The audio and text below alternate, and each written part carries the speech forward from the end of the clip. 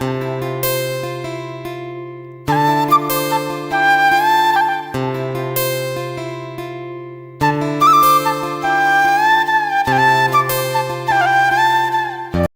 नमस्कार सगळ्या माझ्या गोडताईंचं मैत्रिणींचं आपल्या पुन्हा एका नवीन व्हिडिओमध्ये अगदी मनापासून स्वागत करते. सर्वांना श्री स्वामी समर्थ. तुमचा सगळ्यांचा आजचा दिवस खूप छान, मस्त, आनंदाचा आणि आरोग्याचा जावो अशी स्वामींच्या चरणी प्रार्थना करते आणि आजच्या व्हिडिओला सुरुवात करते. कशा आहात तुम्ही सगळ्याजणी? खूप छान, मस्त आणि मजेतच असणार. कालच्या व्हिडिओला केलेल्या लाईकसाठी, केलेल्या कमेंटसाठी तुमचं खरंच खूप मनापासून आभार मानते. सकाळी सिद्धीला स्कूलला सोडून येताना तिकडनं कोथिंबीर वगैरे घेऊन आलेली होती. निवडायची राहिलेली होती आणि जेव्हाच्या तेव्हा निवडून जर नाहीच ठेवली तर लवकर आता उन्हाळ्याची पिवळीही होते आणि खराब होऊन जाते.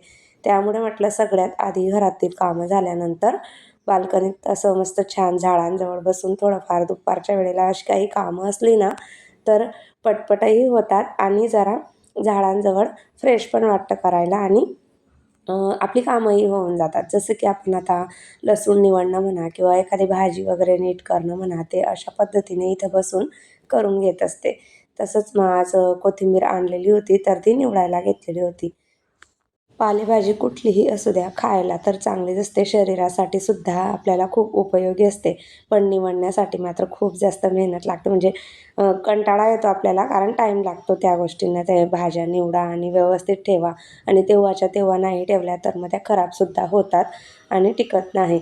आणि आणल्याच त्यांना व्यवस्थित स्वच्छ वगैरे करून आपल्याला ठेवायला लागतात. त्यामुळे मग पालेभाज्यांची काळजी आपल्याला घ्यावी लागते.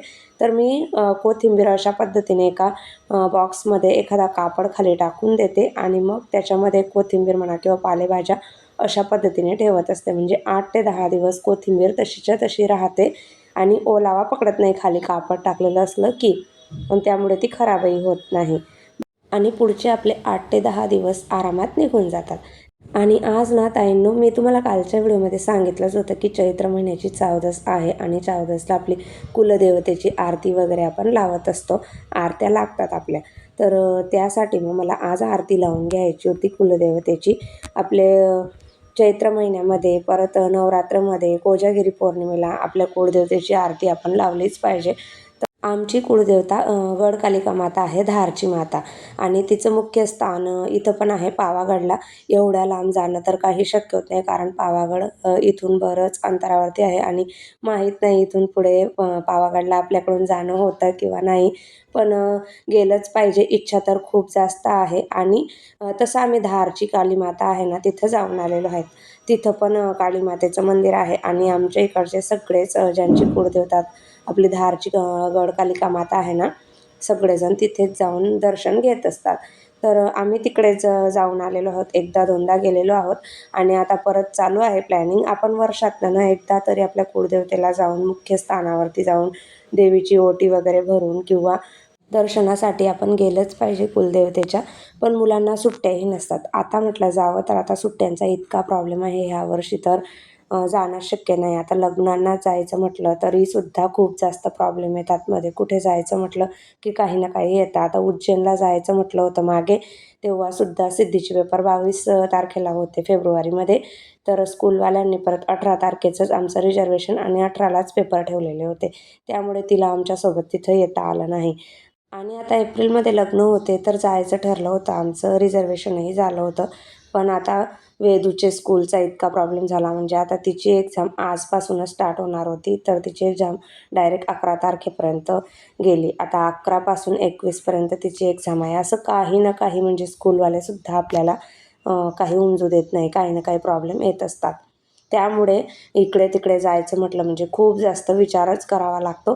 तर असं चला, इथं मी ना आरतीसाठी गुळाचं पाणी केलेलं होतं. जसं मी बऱ्याच वेळेला तुम्हाला दशम्या दाखवलेल्याच आहेत व्हिडिओमध्ये, तर सेम त्याच पद्धतीने आपलं गुळाचं पाणी करून घेतलेलं होतं मी आणि त्याच्यामध्ये गव्हाचं पीठ टाकलेलं आहे.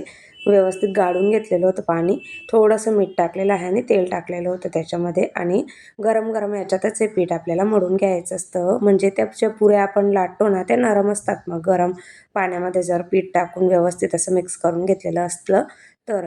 आणि थोडा वेळ टाकून ठेवलं, नंतर थोडा नॉर्मल झाल्यानंतर मग कणिकेचा गोळा तयार करून घेतलेला होता. आणि 14ची आरती आहे ना, 14 दिवे असतात आपले आणि 14 पुऱ्या असतात. अशी 14ची आरती आपली लागत असते. आणि जेव्हा आपण नवरात्रामध्ये वगैरे लावतो ना, तेव्हा पुरणाची आरती असते कुलदेवतेची.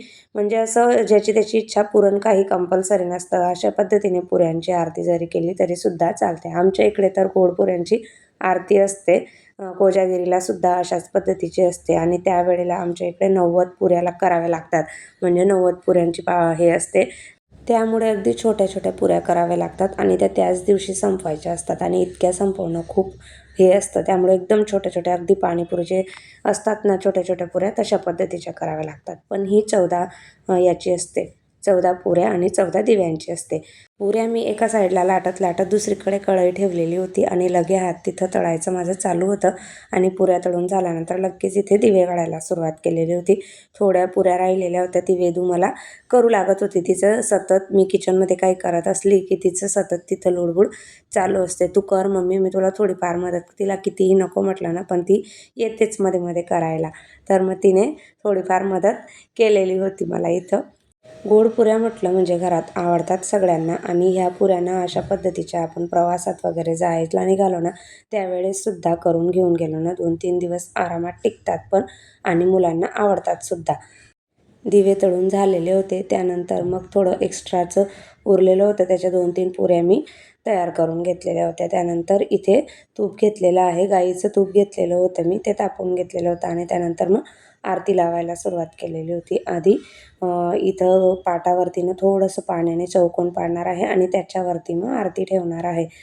फुलवाती घेतलेल्या होत्या मी आरतीसाठी आणि त्याच्यामध्ये मग तूप टाकणार. आपल्या कुलदेवतेचा फोटो समोर ठेवलेला आहे आणि मग समोर आरती लावलेली होती. तर साधं सिंपल जसं होईल तसं आपण आपल्या कुलदेवतेची किंवा देवांची सेवा केलीच पाहिजे, जेणेकरून आपल्या कुलदेवी मातेची, माता राणीची जी आशीर्वाद आहेत ना, ते आपल्या पाठीशी, आपल्या परिवारावरती नेहमी राहतील आणि त्यासाठी आपण असं सुख शांतीसाठी आपण देवी मातेची प्रार्थना केलीच पाहिजे. माता राणी सगळ्यांचं कल्याण करो आणि सगळ्यांच्या मनातील इच्छा पूर्ण करो आणि सगळ्यांना त्यांच्या कामांमध्ये यश मिळू दे. जे काही छोटे-मोठे प्रयत्न करत असतात, त्या कुठल्याही कामांना सुरुवात करत असतात, त्यांना यश मिळू दे, अशी प्रार्थना करून दिव्यांना हळद-कुंकू लावून पूजा वगैरे करून घेतली. वातींमध्ये मी गाईचं तूप टाकलेलं आहे आणि त्यानंतर मग हळद-कुंकू लावून देवी मातेची पूजा केली आणि त्यानंतर मग दिव्यांची पूजा करून आपल्याला मनोमन प्रार्थना करायची असते की सगळ्यांना सुखी ठेव, सगळ्यांचे कल्याण कर. आमच्या इकडे खानदेशात तर अशाच पद्धतीने कुलदेवतेची आरती लावली जाते. तुमच्या इकडे कशी लावली जाते तेही मला कमेंट करून नक्की सांगा किंवा तुम्हीही लावत असाल तर तेही सांगा की तुम्ही पण कुलदेवतेची आरती लावतात का? घरी जरी आपल्या सासूबाई वगैरे किंवा आपल्या जाऊबाई करत असल्या ना, तरीसुद्धा आपण आपल्या पद्धतीने त्यांना विचारून की त्या कसं करतात, काय नाही, थोडेफार आपण करत राहिलो तर आपल्यालाही काही गोष्टींची माहिती भेटत असते किंवा काही गोष्टींचा आपल्यालासुद्धा खूप जास्त फरक पडतो किंवा फायदासुद्धा होतो. त्यामुळे आपण बऱ्याच वेळेला काय म्हणतो की घरी करतात तर इथं का करायला? पण तसं नाही आहे. आपणही केली पाहिजे थोडंफार, जेणेकरून त्यानंतर आपल्याला आपल्या घरातील वातावरणामध्ये सुद्धा फरक पडतो किंवा आपल्या प्रत्येक गोष्टीमध्ये आपल्याला काही ना काही अनुभव जे आहेत ते येत असतात. तर आपण आपल्या कुलदेवतेची सुद्धा आरती लावली पाहिजे.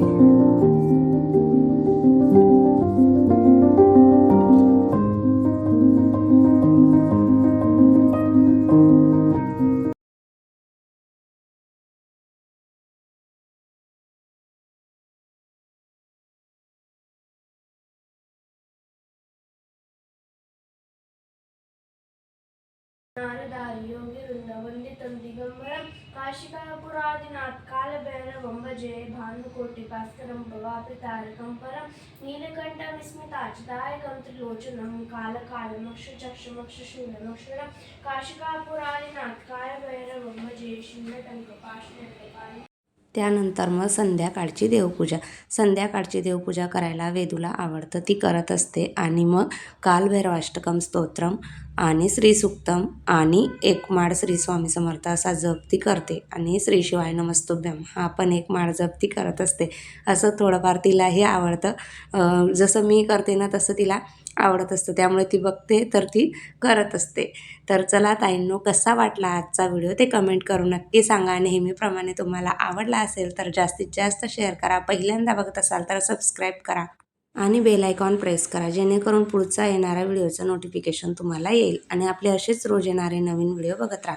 भेटूया आपण उद्याच्या छान व्हिडिओसोबत. तोपर्यंत सर्वांना बाय आणि सर्वांना श्री स्वामी समर्थ. व्हिडिओ पूर्ण बघितल्याबद्दल धन्यवाद.